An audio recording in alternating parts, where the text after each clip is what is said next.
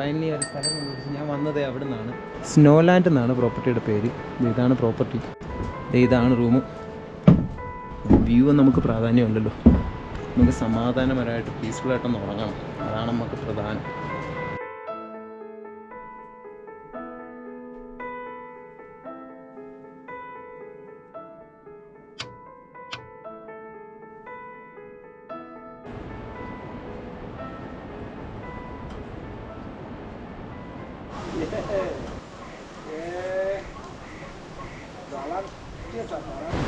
Good morning.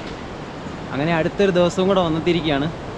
ഇന്നിപ്പോൾ day 5 ആണ്. നമ്മൾ റൈഡ് തുടങ്ങിയിട്ട് 5ാമത്തെ ദിവസമാണ്. 4ാമത്തെ ദിവസം കംപ്ലീറ്റ് ആയപ്പോൾ ഞാൻ ഇന്നലെ സ്റ്റേ ചെയ്തത് ചാമ എന്ന് പറഞ്ഞ സ്ഥലത്താണ്. അപ്പോൾ അതിന് മുന്നത്തെ ദിവസം തരാപ്പാനി എന്ന് പറഞ്ഞ സ്ഥലത്തായിരുന്നു. ഏകദേശം 2000 മീറ്റർ ഹൈറ്റിലായിരുന്നു ആ സ്ഥലം.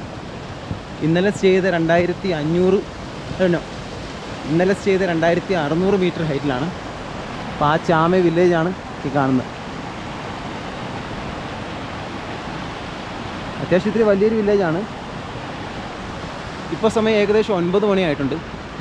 ഞാനിവിടുന്ന് സ്റ്റാർട്ട് ചെയ്തു. അപ്പോൾ എനിക്കിന്ന് പോകേണ്ടത് അപ്പർ പിസാങ് എന്ന് പറഞ്ഞ സ്ഥലത്താണ്.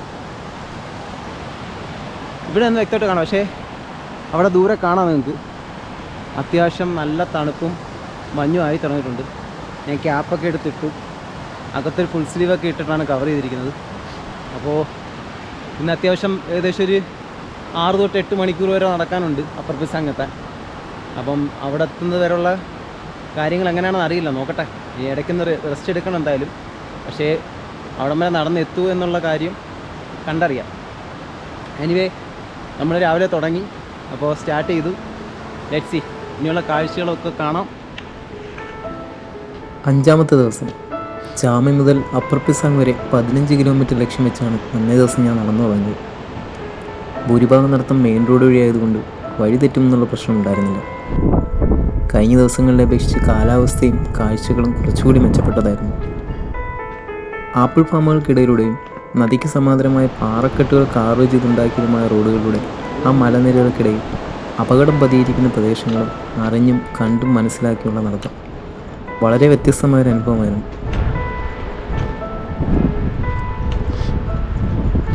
അവിടെയാണ് മറ്റൊരു ട്രക്കിംഗ് ടീമിൻ്റെ ഭാഗമായ സന്തോഷ് എൻ്റെ കൂടെ കൂടുന്നത്. നല്ല ഹൈറ്റ് കയറിക്കൊണ്ടിരിക്കുകയാണ്. ഇന്നലെ ഞാൻ സ്റ്റേ അടിച്ചെടുത്ത് 2600 ആയിരുന്നു. ഇന്നിപ്പോൾ ഞാൻ അവിടുന്ന് വീണ്ടും മേലോട്ട് കയറിക്കൊണ്ടിരിക്കുക. ഓൾറെഡി ഫീൽ ചെയ്യാം ഓൾട്ടിറ്റ്യൂഡ് കയറുന്നതിൻ്റെ ആ ഒരു സ്ട്രെസ്സ്. എൻ്റെ ബാക്കിൽ നിങ്ങൾക്ക് കാണാം. ദേ മൗണ്ടൻസൊക്കെ അവിടെ ഇങ്ങനെ വെള്ള പൊതിച്ച് നിൽപ്പുണ്ട്. ഞാൻ ഇങ്ങോട്ടാണ് പോകുന്നത്. എൻ്റെ കൂടെ സന്തോഷമുണ്ടായിരുന്നു, ആ പോർട്ടർ ഗായ്. അപ്പോൾ പുള്ളി ഫ്രണ്ടിലോട്ട് നടന്നു പോയി. പുള്ളിക്ക് ഇത് ശീലമായതുകൊണ്ട് പുള്ളി പടപടയെ നടന്നു പോകും. നമുക്ക് പതുക്കെയല്ലേ പോകാൻ പറ്റൂ. പക്ഷേ ഞാൻ സ്ലോലി പോവുകയാണ്. വൈകുന്നേരത്തിനകത്ത് വെച്ച് അപ്പർ പിസാങ് പിടിക്കണം, അതാണ് ലക്ഷ്യം. It's getting harder. Wow, amazing. രാവിലെ തൊട്ട് നേരം നമ്മൾ മെയിൻ റോഡിലായിരുന്നു. റോഡിങ്ങനെ പോകുന്നത്. ഇപ്പം എന്തേ മനാങ് പോകാനുള്ള ട്രെക്കിംഗ് ട്രെയിലിൽ കണക്റ്റ് ആവുകയാണ്. ഇവിടെ ബോർഡ് വെച്ചിട്ടുണ്ട്, അവർ മാർക്കിങ്ങും ചെയ്തിട്ടുണ്ട്. ബ്രിഡ്ജ് ക്രോസ് ചെയ്ത് അപ്പുറം പോകണം.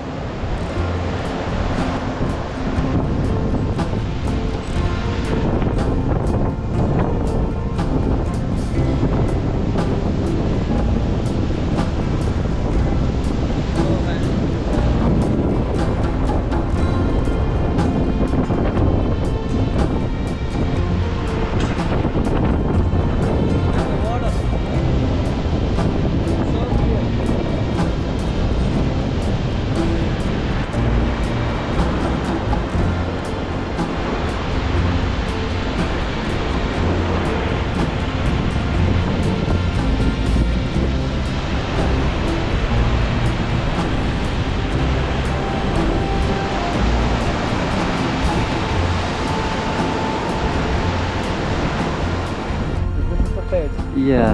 Third and that one second. No. Yeah. Second. Yeah. No second. This is fourth. Fourth. Okay. Second is up. Okay. So Annapurna. Range. Yeah, second and no, third and fourth. Yeah. Yeah, nice. It looks so beautiful here. Okay, let's go. Tack. So, Santosh സത്യത്തിലൊരു trekking ഗ്രൂപ്പിൻ്റെ പോർട്ടറായി ജോലി ചെയ്യുകയാണ്. പക്ഷേ 2 ദിവസം മുന്നേ കണ്ടതാണ്. കൂടെ ഉണ്ടായിരുന്നവർ ആപ്പിൾ ഫാമിൽ റെസ്റ്റ് എടുക്കാൻ നിർത്തിയതും തൻ്റെ പക്കലുള്ള ലഗേജുമായി നടക്കുന്നതിൻ്റെ ബുദ്ധിമുട്ടും കൊണ്ട് സന്തോഷ് ആവശ്യത്തിനുള്ള റെസ്റ്റ് മാത്രം എടുത്ത ശേഷം എന്നോടൊപ്പം കൂടി. ഹലോ സുഭാഷ്. പിന്നീട് ഞങ്ങൾ ഒരുമിച്ചായിരുന്നു ട്രക്കിംഗ് കണ്ടിന്യൂ ചെയ്തത്. സോറി സന്തോഷ്. സുഭാഷ്. സോറി. സുഭാഷ് നമ്മളെ ഹോസ്റ്റലിൽ പൊക്കറല ഹോസ്റ്റലിലെ അവരുടെ പേര്.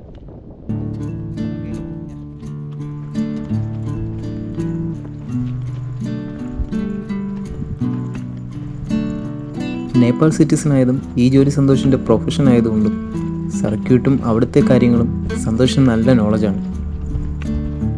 ഇത് സത്യത്തിൽ കുറച്ചധികം ഇൻഫർമേഷൻസ് ചോദിച്ചറിയാൻ ഉപകാരമായി. ആ നേരത്തെ ഉച്ചയോടെ ഞങ്ങൾ അടുത്ത മറ്റൊരു വില്ലേജിലെത്തി.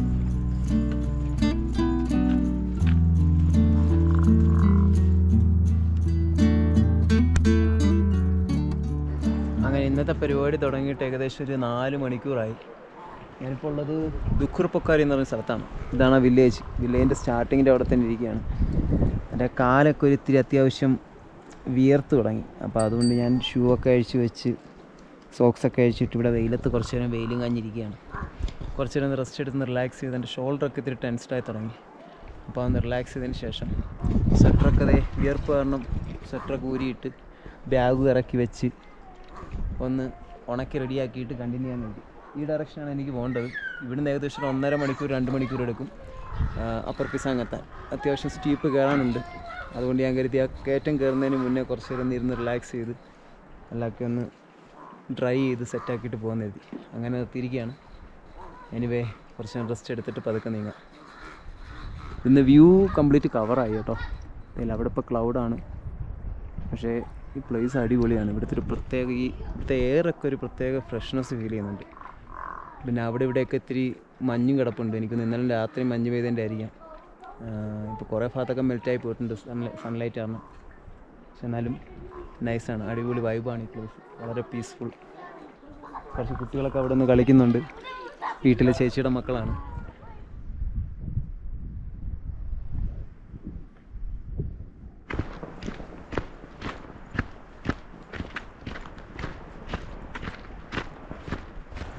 ദൂർപ്പൊക്കാരി കഴിഞ്ഞ് പാസ് ചെയ്ത് കുറച്ചുകൂടെ വന്നപ്പോഴത്തേക്കും അപ്പർ പിസാങ്ങിനും ലോവർ പിസാങ്ങിനും വേണ്ടി ഒരു ഡീവിയേഷൻ കൊടുത്തിട്ടുണ്ട്. രണ്ടിടത്തായിട്ട് റോഡ് സ്പ്ലിറ്റ് ആവുന്നുണ്ട്. അപ്പോൾ അവിടെ നിന്ന് ഞാൻ അപ്പർ പിസാങ്ങിൻ്റെ ഡയറക്ഷനാണ് എടുത്തത്. എനിക്ക് പോകേണ്ടത് അപ്പർ പിസാങ്ങിനാണ്. കാരണം വെച്ചാൽ അതിനുശേഷം മനാങ് പിന്നെ തിലീച്ചോലേക്ക് പോകണമെന്നുള്ള ആഗ്രഹമുണ്ട്. പിന്നെ നമുക്ക് തൊറങ്ല പാസ് കയറാനുള്ളതാണ്. അപ്പോൾ ഈ ഓൾട്ടിറ്റ്യൂഡിൻ്റെ ഡിഫറൻസ് അഡാപ്റ്റായി വരണമെന്നുണ്ടെങ്കിൽ ഹൈ ഓൾട്ടിറ്റ്യൂഡ് പ്ലേസിലൊന്ന് നിന്ന് സെറ്റായി കഴിഞ്ഞാൽ മാത്രമേ നമുക്ക് പിന്നെ അങ്ങോട്ട് ബുദ്ധിമുട്ടുണ്ടാവാതിരിക്കത്തുള്ളൂ. അപ്പോൾ അതുകൊണ്ട് ഞാനിപ്പോൾ അപ്പർ പിസാങ് ഡയറക്ഷനാണ് പോയിക്കൊണ്ടിരിക്കുന്നത്. എനിയെ വിളിച്ച് എത്ര മണിക്ക് അവിടെ എത്തുമെന്നും അക്കോമഡേഷൻ കണ്ടുപിടിക്കുന്നതിൻ്റെ കാര്യങ്ങളുമൊക്കെ നോക്കാം.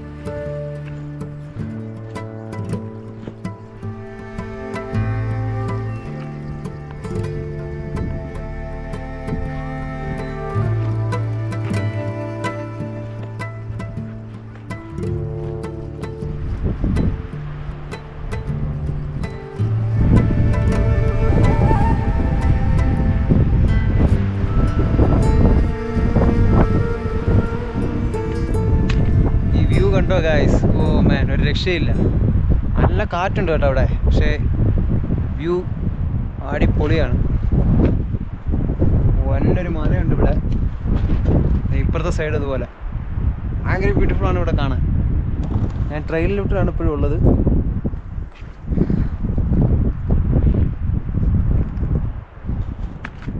Really really nice.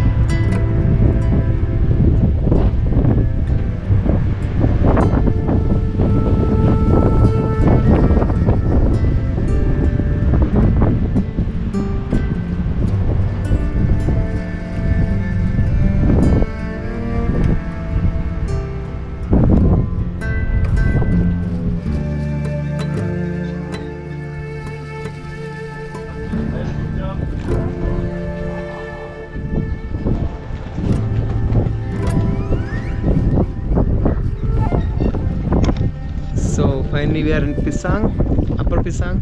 ഞാനൊരു 10-15 മിനിറ്റായി എത്തിയിട്ട്. കഴിഞ്ഞ ദിവസം സ്റ്റേ ചെയ്തിരുന്ന സ്ഥലത്ത് ആൻറ്റിയാണ് എന്നോട് പറഞ്ഞത് ഇതണക്കൊരു സ്ഥലമുണ്ട്. അങ്ങനെ പുള്ളിക്കാരുടെ റെക്കമെൻഡേഷനിലാണ് ഞാനിവിടെ വന്നത്. ഇതാണ് സ്ഥലം. അപ്പം ഞാൻ ഇവിടെ എത്തി. വ്യൂ ഇതാണ്. Looks so nice. ഞാൻ റൂം കൂടെ ഒന്ന് കൊണ്ട് കാണിക്കാം. ഇതാണ് ഗൈസ് റൂം. കഴിഞ്ഞ ദിവസങ്ങളെ പോലെ സിംഗിൾ ബെഡ് രണ്ടെണ്ണം അല്ല, ഒരു ഡബിൾ ബെഡാണ്. പക്ഷേ ഞാൻ ഒറ്റയ്ക്കേ ഉള്ളൂ. Room with a view. Oh sorry, എൻ്റെ സോക്സൊക്കെ ഇവിടെ കിടപ്പുണ്ട്. അന്നാണ് ഞാൻ ട്രൈ ചെയ്തതാണ്. അതിൻ്റെ കാരണം നമ്മളെ നോക്കി ചിരിച്ചുകൊണ്ട് നിൽപ്പുണ്ട്.